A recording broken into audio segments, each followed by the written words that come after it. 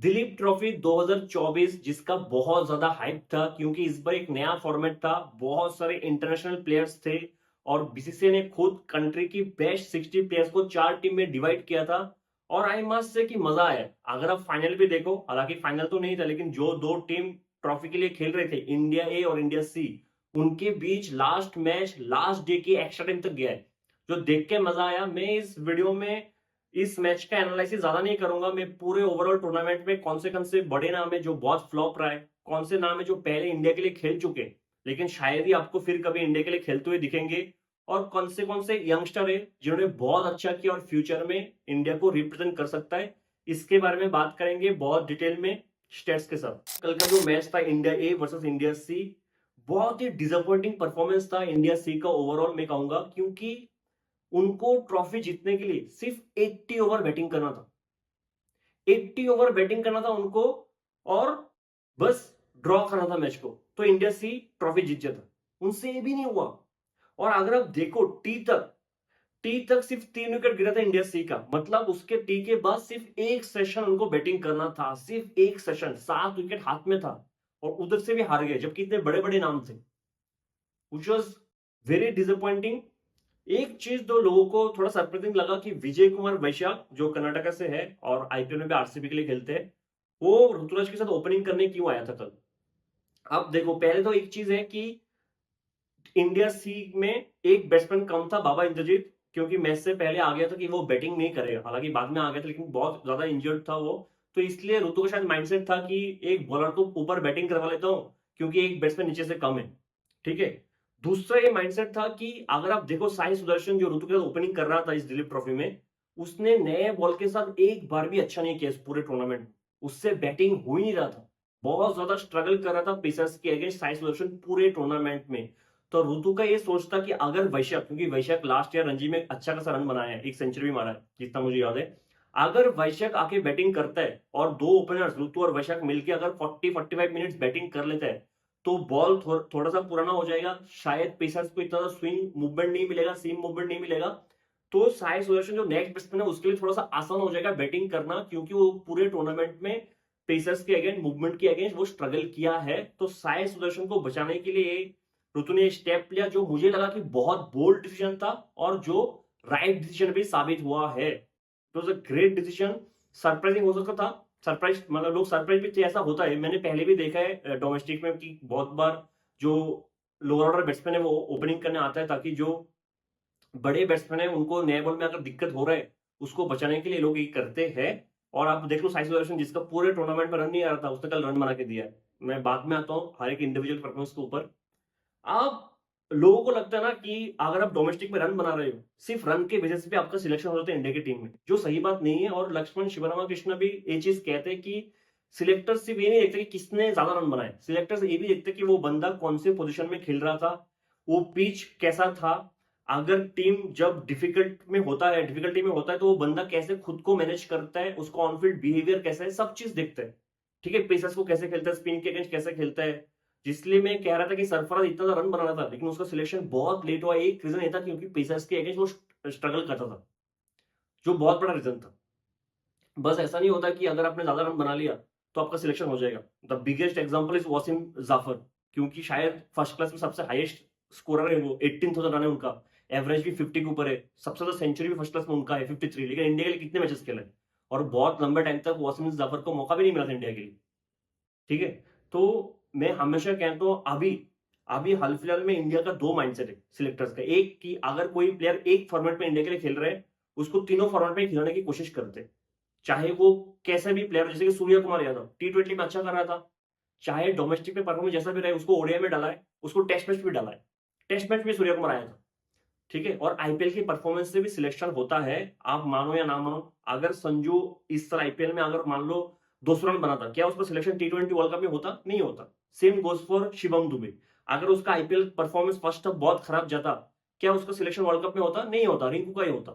ठीक है। तो आईपीएल की परफॉर्मेंस भी मैटर करता है, जैसे कि रियान पराग दोनों फॉर्मेट में आया है, सिर्फ इसलिए नहीं कि इसने शायद मुस्तकिल ट्रॉफी में अच्छा किया, इसलिए क्योंकि डोमेस्टिक में भी अच्छा किया, आखिर आईपीएल में भी अच्छा किया। तो आईपीएल क्योंकि लोग बहुत ज्यादा देखते हैं, उसमें इंटरनेशनल बॉलर्स भी है, तो वो डिपेंड करता है कि आप आईपीएल में भी कितना अच्छा करते हो। अब हम उन प्लेयर्स की बातें करेंगे जो ऑलरेडी इंडिया के लिए खेल चुके, अच्छा कर चुके, लेकिन शायद ही फिर कभी इंडिया के लिए उनको मौका मिलेगा। जो सबसे बड़ा नाम है वो है मयंक अग्रवाल। इंडिया के लिए टेस्ट में बहुत अच्छा परफॉर्मेंस किया है मयंक अग्रवाल ने बहुत अच्छा किया था। फिर मुझे याद है कि बाहर जाके उसने अच्छा नहीं किया था, शायद बीजीटी 2021 वाला उसका लास्ट टूर्नामेंट सीरीज था इंडिया के लिए। मयंक अग्रवाल से बहुत ज्यादा एक्सपेक्टेशन था मुझे, क्योंकि वो इंसान भी बहुत काम एंड कंपोज्ड है, ऐसा लगता है कि बहुत अच्छा बैट्समैन बन सकता है। एक आईपीएल सीजन में उसका बहुत अच्छा गया था, लेकिन बहुत ही डिसअपॉइंटिंग परफॉर्मेंस है विद द बैट। हालांकि Mayank Agarwal as a captain last 2 match पे बेहतरीन किया है, लेकिन विद द बैट बहुत ज्यादा खराब परफॉर्मेंस रहा है मयंक अग्रवाल का। अगर आप देखो 6 इनिंग्स पे मयंक अग्रवाल ने बैटिंग किया इस बार दिलीप ट्रॉफी में, उनका स्कोर सुन लो एक बार आप। 6, 34, 36, 3, 7, 56, 142 रन 6 इनिंग्स में। 23 का बैटिंग एवरेज है मयंक अग्रवाल, 23। ठीक है, मयंक अग्रवाल ऑलरेडी 33 ईयर्स के है। ठीक है, अगर मान लो उसका रणजी अच्छा भी आता है, एक्स्ट्राऑर्डिनरी आता है रणजी सीजन नेक्स्ट जो अभी जो रणजी आ रहा है अक्टूबर में, फिर भी मुझे नहीं लगता कि मयंक अग्रवाल कभी इंडियन टीम में वापस आएगा। अगर पुजारा जैसे बैट्समैन जिसने इंडिया के लिए मयंक अग्रवाल से बेटर कर चुका है, वो लास्ट ईयर रणजी में 800 रन बनाया था कुछ, चेतेश्वर पुजारा, फिर भी अगर उसका नाम नहीं आया, दिलीप ट्रॉफी भी नाम नहीं है, तो मुझे लगता है कि मयंक अग्रवाल दूर दूर दूर दूर से भी इंडिया की टीम में वापस आएगा। ठीक है, जो नेक्स्ट बहुत बड़ा प्लेयर है श्रेयस अय्यर, जो इंडिया के लिए तीनों फॉर्मेट खेल चुका है। T20 से ऑलमोस्ट मतलब परमानेंटली मान लो ड्रॉप हो चुका है। T20 में श्रेयस अय्यर का वापस आना बहुत मुश्किल लग रहा है मुझे। अभी अभी टेस्ट मैच से भी ड्रॉप हो चुका है श्रेयस अय्यर। मुझे देखना था कि वो किस तरीके से खेलता है, हालांकि बहुत एग्रेसिव माइंडसेट था, लेकिन अगेन बहुत ही डिसअपॉइंटिंग परफॉर्मेंस है। और मैंने हमेशा कहा है दिलीप ट्रॉफी के हर एक वीडियो में कि श्रेयस अय्यर मुझे लग भी नहीं रहा कि वो रेड बॉल क्रिकेट के लिए एफर्ट भी डाल रहे हैं। वो खुद ट्राई नहीं कर रहे कि उसका सिलेक्शन फिर से टेस्ट मैच पे हो। उनका स्कोर देख लो आप एक बार, 6 इनिंग्स पे उन्होंने भी बैटिंग किया है। 9, 54, 0, 41, 0, 50, 158 रन, 26 का एवरेज रेड बॉल क्रिकेट में। तो कहां से श्रेयस अय्यर का वापसी होगा टेस्ट मैच पे? मुझे नहीं लगता कि श्रेयस अय्यर टेस्ट मैच पे मतलब कभी फिर वापस आएंगे, क्योंकि इतने सारे अच्छे बैट्समैन हैं डोमेस्टिक में। मैं लेकिन वो है ना कि मैंने कहा भी है कि बीसीसीआई की एक मेंटलिटी रहता है कि अगर आप इंडिया का कोई प्लेयर एक फॉर्मेट में इंडिया के लिए खेल रहा है, तो बीसीसीआई कोशिश करता है कि वो तीनों फॉर्मेट खेल जाए इंडिया के लिए। वो सोच क्या है, उसके पीछे लॉजिक क्या है, मुझे पता नहीं है। हालांकि मैं अभी भी मानता हूं कि श्रेयस अय्यर ओडीआई में इंडिया के लिए बहुत अच्छा कर सकता है। मैं उसको बहुत हाई रेट करता हूँ ओडीआई क्रिकेट में, और मेरे हिसाब से बहुत अच्छा कर सकता है, और मुझे उसका कैप्टनसी भी बहुत ज्यादा पसंद है। नेक्स्ट जो बैट्समैन है वो है रजत पाटीदार, जिसने शायद मुझे सबसे ज्यादा डिसअपॉइंट किया इस पूरे दिलीप ट्रॉफी में। बहुत ज्यादा मैं हाई रेट करता हूं। और रजत पाटीदार वो प्लेयर है जो इंडिया के लिए लास्ट टेस्ट सीरीज खेल चुका था, इंग्लैंड वाला टेस्ट सीरीज। और किसके रिप्लेसमेंट? रजत पाटीदार। रजत पाटीदार विराट कोहली का रिप्लेसमेंट था, जो बीसीसीआई ने खुद मेंशन किया कि विराट कोहली का रिप्लेसमेंट है रजत पाटीदार, मेंशन किया था उस पीडीएफ फाइल में। अगर आप विराट कोहली के रिप्लेसमेंट हो, इसका मतलब है आपको सबको इतना हाई रेट करता है टेस्ट में। बहुत ही ज्यादा डिसअपॉइंटिंग परफॉर्मेंस था। और रजत का शायद एज 31 है अभी रजत पाटीदार का। ऊपर से उसका सेकंड हाफ आईपीएल में अच्छा गया था, फिर भी उसका जिम्बाब्वे वाले T20 सीरीज में तो सिलेक्शन नहीं हुआ था। ठीक है, जिम्बाब्वे टी20 में उसका सिलेक्शन नहीं हुआ था, मतलब वो धीरे धीरे स्कीम ऑफ थिंग्स से बाहर जा रहा है। और this performance is not going to help him at all. अगर आप उसका देखो 6 इनिंग्स पे उसने भी बैटिंग किया है, 13 रन, 13, 44, 40, 42, 0, 7, 24 का एवरेज। 24 का बैटिंग एवरेज रजत पाटीदार का इस दिलीप ट्रॉफी में। और जो मुझे सबसे ज्यादा गुस्सा इसलिए आया है कि अगर आप उसका बीच का 3 स्कोर देखो, 44, 40, 42, मतलब तीनों में आप सेटल हो गए थे, तीनों में आपको स्टार्टिंग मिल गया था, फिर आपने इसको बड़े स्कोर में कन्वर्ट क्यों नहीं किया? क्यों नहीं किया? तो मुझे लगता है कि Rajat Patidar red ball cricket में तो फिर कभी वापस नहीं आएगा इंडिया में, ऐसा मतलब मुझे लगता है। हालांकि रजत पाटीदार को इधर से क्या करना पड़ेगा, एक बेहतरीन रणजी सीजन जाना पड़ेगा उसके लिए, फिर आईपीएल में अच्छा करना पड़ेगा, ताकि एटलीस्ट T20 में उसको वापस मौका मिले, एटलीस्ट स्कीम ऑफ थिंग में वापस आए। बहुत ज्यादा डिसअपॉइंट किया रजत पाटीदार ने। इन स्विंग में बहुत ज्यादा स्ट्रगल करता है, मैं फिर से कह रहा हूं, Rajat Patidar in swing pacers के अगेंस्ट इन स्विंग में बहुत ज्यादा स्ट्रगल करता है। मैंने मतलब बहुत मुश्किल होता है उसके लिए इन स्विंग को खेलना सुबह सुबह, बहुत मुश्किल होता है। अगर आप पूरा दिलीप ट्रॉफी देख लो, अगर आप आईपीएल में भी देख लो, अगर आप जल्दी जल्दी बैटिंग करना था, वो पेसर्स के अगेंस्ट इन स्विंग में फंसता है, जो मुझे दिख रहा है कि एक बहुत बड़ा प्रॉब्लम है। और उसका एज फैक्टर 31 का है, शायद 31, 32 का है। तो टेस्ट में आना मुझे मेरे हिसाब से बहुत मुश्किल होगा। रजत पाटीदार की बेहतरीन अपॉर्चुनिटी था, ऐसा अपॉर्चुनिटी नहीं आता कि इंग्लैंड के खिलाफ आपको 3 मैचेस खेलने को मिल जाए। 3 मैचेस शायद खेला था रजत पाटीदार और आपने कुछ भी नहीं, उधर भी कुछ नहीं किया आपने। नेक्स्ट जो नाम है वो है Ruturaj Gaikwad, probably one of the biggest name. सबका नजर था, कोई कोई चाहता था कि अच्छा करे, कोई कोई चाहता था कि वो खराब करे, बिल्कुल खराब करे। और मैं अगेन कहूंगा कि ऋतुराज गायकवाड़ ने भी मुझे डिसअपॉइंट किया है, लेकिन इंसान बढ़िया है। वो बहुत काम एंड कंपोज तरीके से बात करता है। अगर आप कल की देखो पोस्ट मैच प्रेजेंटेशन में जिस तरीके से उसने बात किया था, मुझे बहुत अच्छा लगता है कि वो खुद को बहुत अच्छे से कैरी करता है, which is a great sign, maturity reflect होता है। अगर आप ऋतुराज गायकवाड़ का स्कोर देखो, 5, 46, 58, 62, 17, 44, 215 run with an average of 35। ठीक है, 35 के एवरेज रेड बॉल क्रिकेट के लिए इतना खास नहीं। 35 के एवरेज तो खास नहीं है बिल्कुल भी। और जो बैट्समैन ऋतुराज गायकवाड़ है उसके स्टैंडर्ड से तो बहुत नीचे है, बिलो एवरेज परफॉर्मेंस मैं कहूंगा 35 के एवरेज। ठीक है, 4 इनिंग्स में ऋतुराज गायकवाड़ को स्टार्टिंग मिला है, 4 इनिंग्स में 46, 58, 62, 44, और एक को भी कन्वर्ट नहीं कर पाया है, not even a 70-80 run score. तो मेरे हिसाब से ऋतुराज गायकवाड़ के स्टैंडर्ड से बहुत ज्यादा खराब स्कोर है। और मुझे नहीं लगता कि Ruturaj Gaikwad red ball cricket में इंडिया को रिप्रेजेंट करेगा, मतलब अगले 1-2 साल में तो नहीं कर पाएगा। अगर ऐसा परफॉर्मेंस रहा है तो नहीं कर पाएगा। लेकिन बात यह है कि ऋतुराज गायकवाड़ ऑलरेडी इंडिया की स्कीम ऑफ थिंग्स में है T20 में, क्योंकि आईपीएल में भी वो अच्छा करता है, मतलब कॉन्स्टेंटली अच्छा कर रहा है आईपीएल में। तो शायद T20 की स्कीम ऑफ थिंग्स में रहेगा, कोई ना कोई रेस्ट लेगा तो शायद बुला लेगा। अगेन ओडीआई में भी ऐसा हो सकता है कि बैकअप के बैकअप में रहे, अगर मान लो कोई इंजर्ड है या फिर कोई तबीयत खराब है तो शायद ऋतुराज गायकवाड़ उधर ओडीआई में आ सकता है। लेकिन रेड बॉल क्रिकेट में चांसेस मुझे कम लग रहा है, क्योंकि T20 में आईपीएल का परफॉर्मेंस भी बहुत ज्यादा मैटर करता है। तो ऋतुराज गायकवाड़ मेरे हिसाब से T20 की स्कीम ऑफ थिंग्स में रहेगा, क्योंकि ऑलरेडी इंडिया को रिप्रेजेंट कर चुका है और अच्छा किया है इंडिया के लिए T20 में। जो हमारा नेक्स्ट प्लेयर है वो है साई सुदर्शन। बहुत ज्यादा हाई रेट करता हूं, आपको पता होगा मैं आईपीएल के टाइम से कहता हूं कि क्या टैलेंट है उसके पास। और साई सुदर्शन की भी सिलेक्शन सिर्फ डोमेस्टिक के बेस पे नहीं होता इंडिया की टीम में। अगर आप देखो शायद साउथ अफ्रीका वाले सीरीज पे वो इसमें भी था, ओडीआई की टीम में भी था, जिस जहां पे उसने एक हाफ सेंचुरी मारा था। तो इंडिया की स्कीम ऑफ थिंग्स में है, इंडिया की ए टीम के लिए भी बहुत अच्छा किया है। बहुत अच्छा बैट्समैन है, लेकिन पूरे दिलीप ट्रॉफी में भाई साहब बहुत खराब किया है। मतलब साई सुदर्शन के स्टैंडर्ड के हिसाब से तो ये बहुत ही खराब है। 43, 11, 7, 22, 17, 111। अगर आप कल वाला इनिंग्स निकाल दो, रन ही नहीं है उसका। 211 रन टोटल, 35 के एवरेज है, ऑलमोस्ट सेम है ऋतुराज और इसका। ऋतुराज का भी 215 रन 35 के एवरेज, 211 35 के एवरेज। T20 में मुझे लगता है कि साई सुदर्शन का स्ट्राइक रेट का थोड़ा सा इशू है, क्योंकि वो ग्राउंड शॉट ज्यादा खेलता है, लेकिन बहुत ही इलीगेंट बैट्समैन है। ठीक है, वो क्या कहते हैं, प्लीजिंग टू आइज, देखने में मजा आता है, बहुत खूबसूरत बैटिंग करता है। इस परफॉर्मेंस के साथ मुझे लगता है कि Sai Sudharsan again test match में तो कभी नहीं आएगा। ओडीआई में भी मुझे बहुत कम चांसेस लग रहे हैं अगेन, क्योंकि इंडिया को रिप्रेजेंट कर चुका है थोड़े मैचेस के लिए। तो शायद बैकअप के बैकअप पे रह सकता है साई सुदर्शन इस परफॉर्मेंस के साथ भी, क्योंकि आईपीएल में 2 साल कंटिन्यूस 2 साल बहुत अच्छा किया था। तो मुझे लगता है ये कुछ बड़े बैट्समैन हैं जिन्होंने बहुत ज्यादा डिसअपॉइंट किया है। आप थोड़ा विकेट कीपर बैट्समैन के बारे में बात करते हैं। बहुत सारे विकेट कीपर्स थे, संजू सैमसन, ईशान किशन, के एस भारत, कुमार कुशवाहा, ऋषभ पंत के बारे में बात नहीं करूंगा क्योंकि ऑलरेडी वो इंडिया की टीम में है। ये कुछ विकेट कीपर्स थे और किसी ने भी ज्यादा कुछ इंप्रेस नहीं किया। अभिषेक पटेल इनफैक्ट किसी ने भी कुछ ज्यादा इंप्रेस नहीं किया। संजू का एक इनिंग्स में सेंचुरी आया है, ईशान किशन का एक इनिंग्स में सेंचुरी आया है। इनमें से किसी का भी रेड बॉल क्रिकेट में सिलेक्शन तो नहीं होगा। ठीक है, संजू ऑलरेडी इंडिया की T20 टीम में है और लगता है कि रहेगा जब तक इंटरनेशनल क्रिकेट में जाके फेल नहीं होगा, वो रहेगा। ईशान किशन को शायद कंसिडर कर सकते हैं, इसलिए क्योंकि ऑलरेडी बुची बाबू और दिलीप ट्रॉफी में एक एक सेंचुरी आया है, ऊपर से ऑलरेडी इंडिया के लिए इतने सारे मैचेस खेल चुका है और अच्छा भी कर चुका है। तो अगर कोई ना कोई इंजर्ड होता है या फिर कोई ना कोई लगातार फेल होता है इंडिया की टीम में ओडीआई और T20 में, तो शायद ईशान किशन को कंसिडर कर सकते हैं। बाकी कोई भी विकेट कीपर बैट्समैन मुझे तो इतना खास नहीं लगा।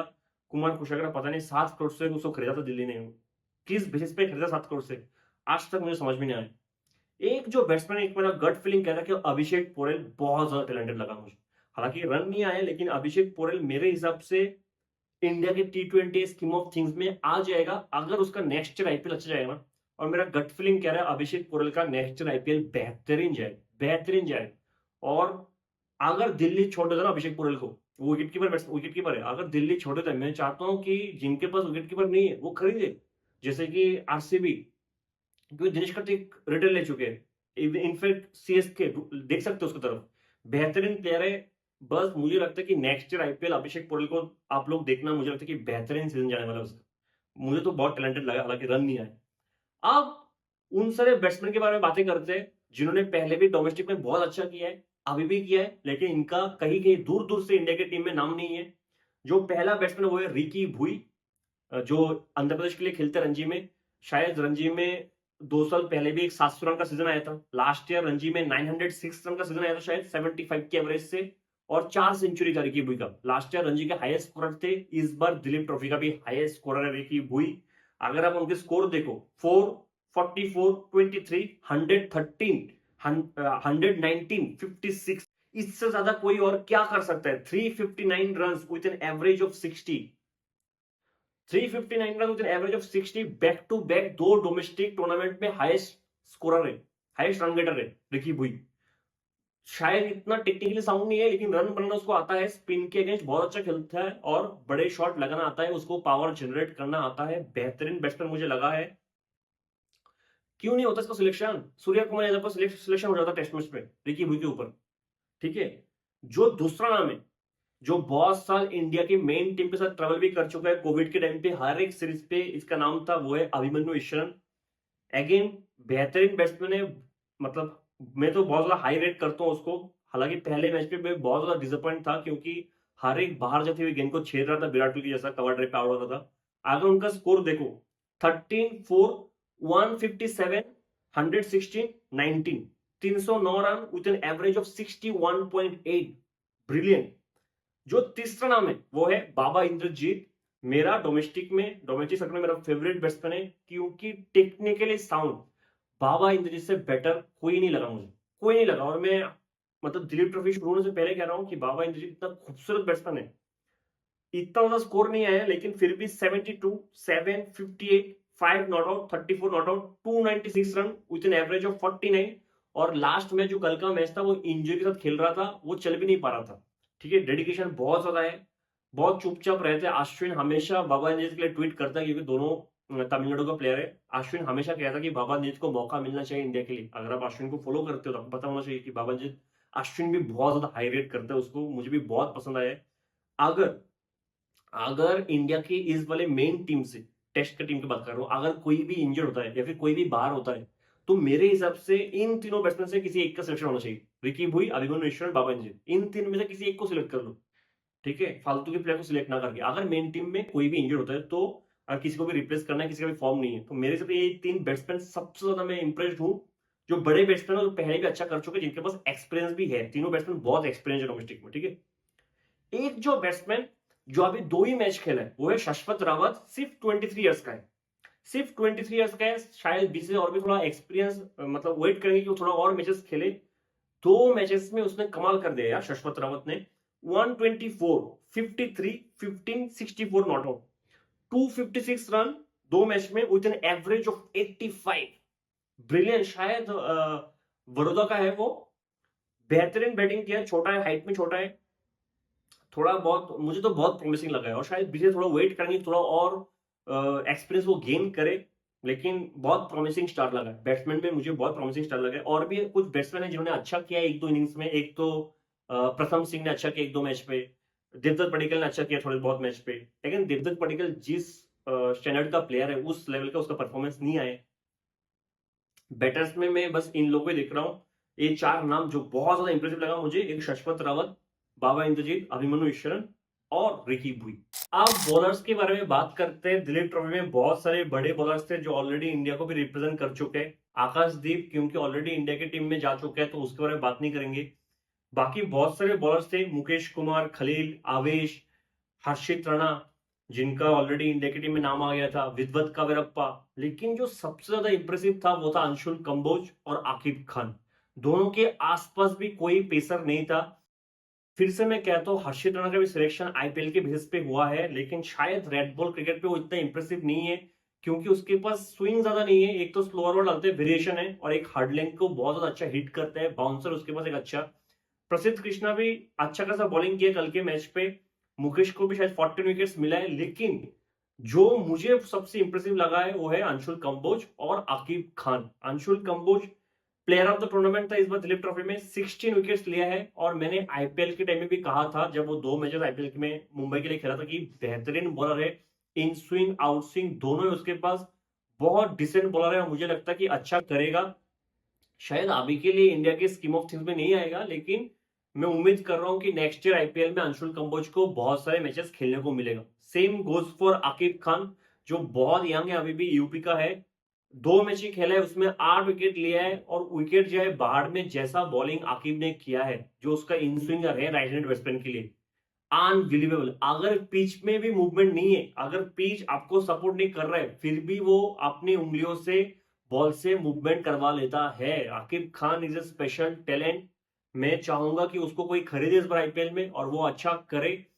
हालांकि अंशुल कंबोज आकिब दोनों के लिए मुझे लगता है कि अभी तो इंडिया की टीम में नहीं आएगा, स्कीम ऑफ टीम में नहीं रहेगा, लेकिन दोनों का फ्यूचर बहुत ब्राइट है, ऐसा मुझे लगता है। बाकी कोई भी ज्यादा मुझे इंप्रेसिव नहीं लगा है। विदवत कवरप्पा से बहुत ज्यादा एक्सपेक्टेशन था, लेकिन उतना अच्छा नहीं किया है और एक ही मैच खेला शायद विदवत कवरप्पा ने। बाकी ऐसा मुझे खास कोई दिखा नहीं बॉलर। अब ऑलराउंडर्स के बारे में बात करते हैं, जिनको हम सबसे बड़ा ऑलराउंडर मानते हैं अभी डोमेस्टिक में, उसका तो परफॉर्मेंस ही नहीं है। मैं श्रीलंका वाले सीरीज से कह रहा हूं, रियान पराग ऑलराउंडर नहीं है। वो बैट्समैन है, शानदार बैट्समैन है, बॉलिंग करना आता है, लेकिन वो प्रॉपर ऑलराउंडर नहीं है। और डोमेस्टिक में रियान पराग से बेटर ऑलराउंडर है। अगर आप रियान पराग का परफॉर्मेंस देखो, उसका बैट से भी परफॉर्मेंस नहीं आया इस बार।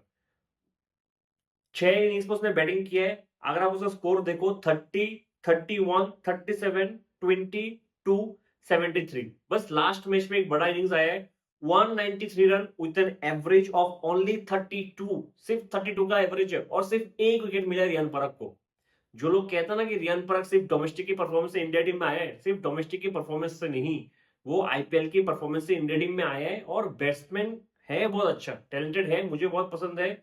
जो पेसर्स को स्ट्रेट डाउन द ग्राउंड छक्का मारता है, टैलेंट तो बहुत है।